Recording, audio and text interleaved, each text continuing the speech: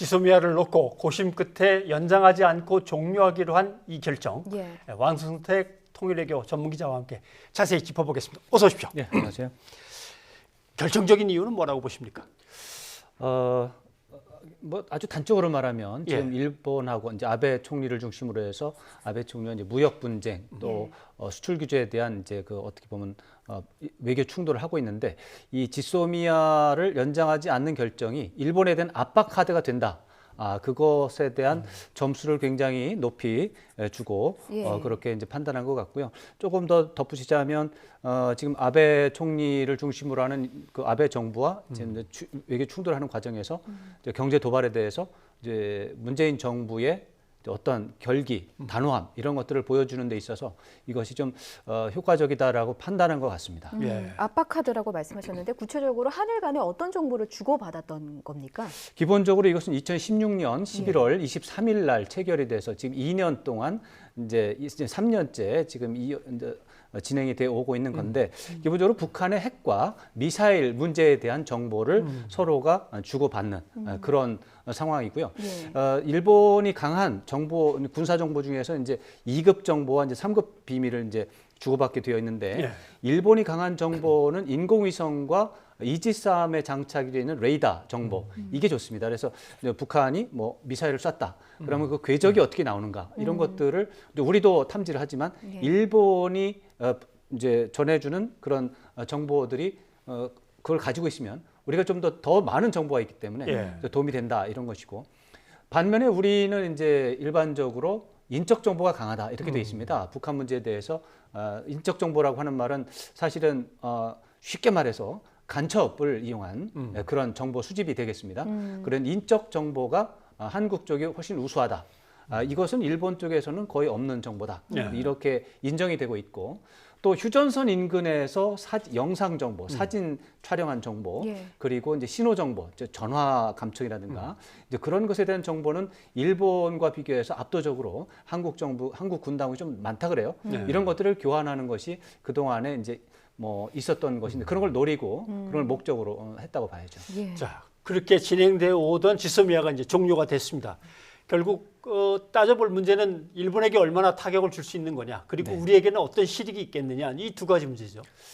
저는 사실 이 문제에 대해서 그동안 몇 주일 동안 계속 해설을 이제 분석하고 해설을 해왔는데 제 결론은 실익이 없다.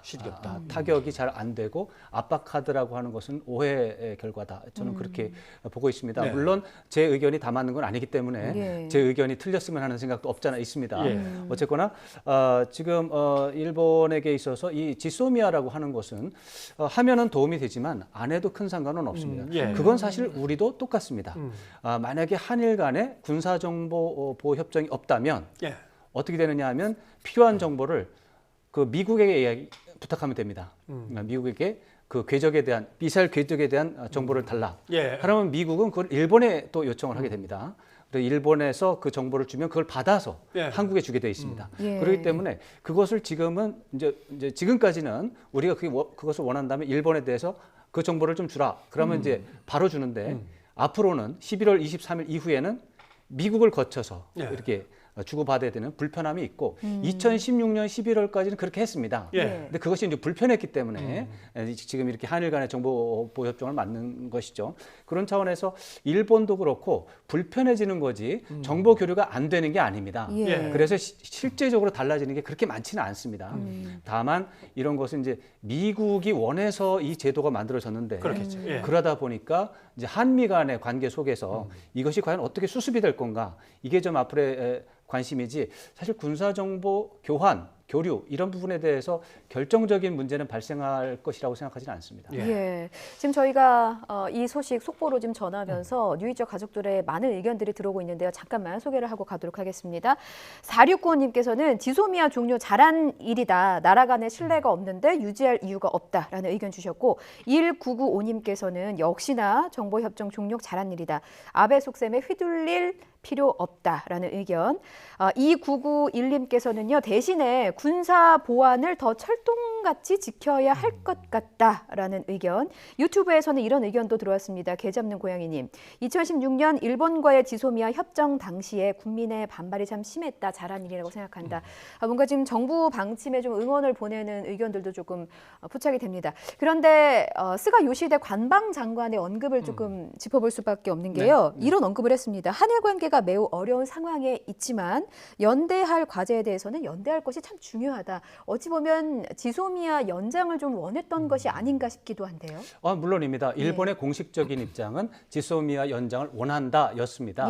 그런데 그 입장은 그것이 필요해서 간청하는 그런 상황은 아니고요. 미국이 이 지소미아 연장을 원하는 것이 미국의 입장이고 이것이 한국 정부의 결정으로 해서 파기가 됐을 경우에 그 지소미아가 파기된 이유는 일본 책임이 아니라 한국의 책임이다라고 하는 부분을 명확하기 위한 어떻게 보면 일종의 알리바이 차원에서 하는 것이고 방금 전에 말씀드렸습니다마는 군사 기술 차원에서 지소미아의 파기가 일본에 주는 실질적인 타격은 거의 없다 이렇게 보면 되겠습니다. 그런데 지속해 나갈 것이냐 아니면 이쯤에서 그냥 종료해야겠다 이 문제를 놓고 이제 한일 간에 묘한 갈등이 있었을 때 일본 쪽에서 그러지 말고 연장하자라든가 이렇게 우리하고 뭐 공식적이나 또는 비공식적으로 접촉하면서 논의를 했던 겁니까? 아니면 알아서 결정할 때까지 서로 기다리는 겁니까? 실제로는 별로 없었다고 보는데요. 다만 어제 베이징에서 한일 외교장관 회담이 있었고 거기에서 지소미아에 대한 토론이 있었습니다. 있었는데 거기에서 뭐 별다른 돌파구가 열리지 않았고 그리고 지소미아 문제는 그 자체의 문제로 해서 문제가 된 게 아닙니다. 아시다시피 이것이 이제 통상 문제, 일본의 수출 규제, 화이트리스트 배제라고 하는 통상 문제 때문에 그것에 대해서 우리 정부가 압박 카드로 사용한 것이라고 봐야 되고요. 그리고 또 통상 문제, 수출 규제 문제 자체가 원래 그게 아니고 그에 앞서서 우리 이제 대법원의 강제징용 배상 판결에 대해서 일본 정부가 불만을 품고 문재인 정부를 압박하기 위해서 이제 한 거기 때문에 과거사 문제가 통상 문제로 전이가 됐고 그 통상 문제가 지금 군사 안보 문제로 전이가 된 이런 상태이기 때문에 사실 이 문제는 매우 복잡하고 굉장히 범위가 넓어지면서 수습하기가 좀 어려워진 그런 양상이 됐다 이렇게 좀 봐야 되겠습니다. 그렇군요. 저희 그 뉴이적 가족 중에 유튜브에서 이츠훈이님의 의견 하나 더 소개하겠습니다. 역사 문제를 경제 문제로 끌고 간 건 일본이 먼저다. 이걸 먼저 비난해야 하는 것이 맞고 이게 논리적으로 맞는 말이다라는 의견 주셨고요. 사실 과거사 문제를 안보 문제로 전이한 것은 일본이다라고 내세운 게 또 청와대의 반론이기 때문에 유책 사유는 일본에 있다고 본 것 같습니다. 그런데 이 지소미아가 그 종료를 결정했다고 해서 당장 24일에 끝이 나는 게 아니라고 하죠. 이게 네, 뭐 8월 기간이, 24일이 아니고 11월 23일이 그 협약이 유효한 날입니다. 그 날이 끝나면 이제 더 이상 없는 거고 11월 23일 밤 12시까지는 이 협정이 존재합니다. 그런데 이 협정을 이제 그대로 이제 이 협정 유효 기간이 1년이에요. 1년마다 이거 갱신을 해야 되는데 그 마지막 날에서부터 90일 이전에 그 파기를 하려면 통보를 해야 됩니다. 만약에 그 절차를 하지 않으면 자동 연장입니다. 그래서 그게 이제 8월 24일, 내일 모레가 이제 8월 24일이기 때문에 그 이전에 우리 정부가 파기를 원한다면 일본 정부에 통보를 해야 됩니다. 종료하기를 원한다면? 근데 그 날짜를 넘기면 자동 연장이 돼서 1년 더 갑니다. 그런 차원에서 지금 정부가 발표한 거는 그 시점에 맞춰서 발표한 것이 되겠습니다. 그러면 정부는 내일 일본에 뭐 서면상으로 통보를 하게 되는 건가요? 뭐 외교 경로라고 하면 뭐 일본 정부가 그 알게끔 뭐 연락을 하면 되겠고요. 그거는 뭐 아주 어려운 건 아닙니다. 여기 뭐 일본 대사관에 연락을 해도 되고 또 뭐 일본에 있는 우리 대사를 시켜서 그 일본 외무성이라든가 그 방위성에 연락을 하면 되고 그것은 뭐 절차상의 문제는 큰 문제는 없고.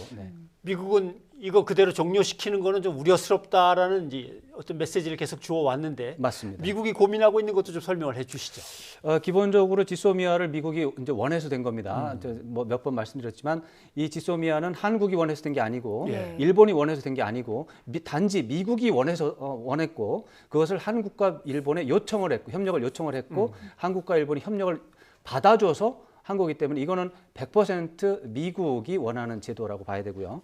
미국이 이 제도를 원한 이유는 동북아 군사 전략 때문입니다. 예. 동북아 군사 전략이라고 하는 차원 속에서 특히 지난 2008년, 2009년에 오바마 행정부가 들어선 다음에 이제 태평양 쪽이라든가 이쪽에 미국의 위상이 흔들린 적이 있었습니다. 금융위기 때문에. 그때에 이제 아시아 쪽에다가 군사력이라든가 정치력을 상당히 보강을 해야 된다. 예. 그래서 피보트 에이지아라든가 아시아 재균형이라든가 이런 이제 정책을 펴기 시작했습니다. 이제 그때에 이제 중국을 견제하는 것을 어떻게 할 것인가, 또 북한의 핵과 미사일에 대한 위협을 어떻게 대응할 것인가, 그리고 이제 전 세계적으로 미국의 영향력을 어떻게 유지할 것인가라는 그런 고민 속에서 한미일 3국 간의 군사적 협력을 군사적 동맹으로까지 발전시키는 게 유리하다라고 예. 하는 것이 지난 10년 이전부터 미국의 오래된 전략입니다. 그런데 그것이 계속해서 한일 간의 역사 문제 때문에 어긋난 거죠. 그렇죠. 예. 그 어긋났기 때문에 미국은 한미 동맹, 그다음에 별도로 미일 동맹.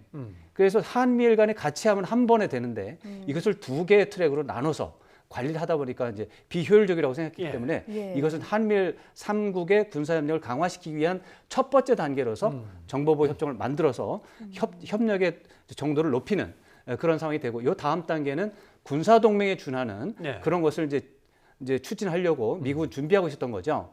그런데 지금 이제 정보협정이 전 단계, 기초적인 전 단계가 빠져버렸기 때문에 미국의 동북아 군사 전략 이것은 지금 뿌리가 흔들린 상태가 되어 있습니다. 예. 어떻게 따지면 지소미아의 종료냐 유지냐의 이 문제는 또 이제 한중 관계 또 남북 관계하고도 또 밀접하게 연결이 되는 거기 때문에 맞습니다. 이거 고민스럽군요. 네, 지소미아를 2016년에 도입을 했을 때, 예. 그리고 2016년에 사실 체결을 하려고 했었습니다. 2016년 6월 29일 날에 지소미아가 1차로 협약을 하려고 했는데 예. 50분 전에 멈췄습니다. 중단이 된 그게 이명박 정부 때 그렇게 한 적이 있었습니다. 그랬다가 그게 이제 우여곡절을 거쳐서 2016년에 이제 정식 체결이 된 건데 그때 중국 정부는 매우 비판적이고 매우 거부 반응이 강했습니다. 사드 파문 못지않은 그 정도의 거부 반응이 있었습니다. 그런 상태 속에서 이제 이게 종료가 됐기 때문에 중국 입장에서는 새로운 기회가 열렸다거나 매우 긍정적인 사태 변화로 해석할 거라고 생각을 하고요. 북한 역시 이 지소미아의 굉장히 중요한 부분이 북한의 핵과 미사일에 대한 한국과 일본의 협력 체제를 효과적으로 만드는 거였기 때문에 예. 북한 입장에서도 군사적으로 전략적으로 다소 유리한 환경이 조성이 됐다 이렇게 봐야 되겠습니다. 지금 한일 관계가 악화일로를 걷고 있는데 앞으로 뭐 외교적 돌파구는 있다고 보십니까? 어디서 찾아야 지금 할까요? 말씀드린 대로 지금 이 지소미아를 종료하는 것은 한일 간의 문제에서 촉발이 됐지만 실제로는 미국을 타격한 셈이 됐습니다. 예. 미국의 동북아 전략을 타격한 셈이 됐고 미국은 이게 잘 되기를 바라면서 관여를 해서 뭔가 좀 잘 됐으면 했는데 결국 미국의 의지대로 되지 않은 상황입니다. 이렇게 되면은 한일 분쟁은 그대로 가고 오히려 좀 더 커지는 상황이 되고요. 지금 한국은 일본과의 분쟁보다는 앞으로 한미 동맹을 긍정적으로 관리하는 것이 제가 볼 땐 더 큰 과제가 될 것이고 예. 이 문제는 우리 정부에 엄청난 압박으로 작용을 해서 앞으로 더 어려운 상황이 올 것이다라는 우려감을 갖게 됩니다. 말씀 들어보니까 결국 이 문제는 동북아 정세의 변화하고도 다 밀접하게 연결돼 네, 더 큰 있고 문제입니다. 그다음에 북미 관계가 또 어떻게 될 건지에 대해서 또 다른 변수로 등장할 수도 있고 그렇습니다. 예. 복잡하군요. 잘 지켜봐야겠습니다. 예, 방 기자님 오늘 수고하셨습니다. 네.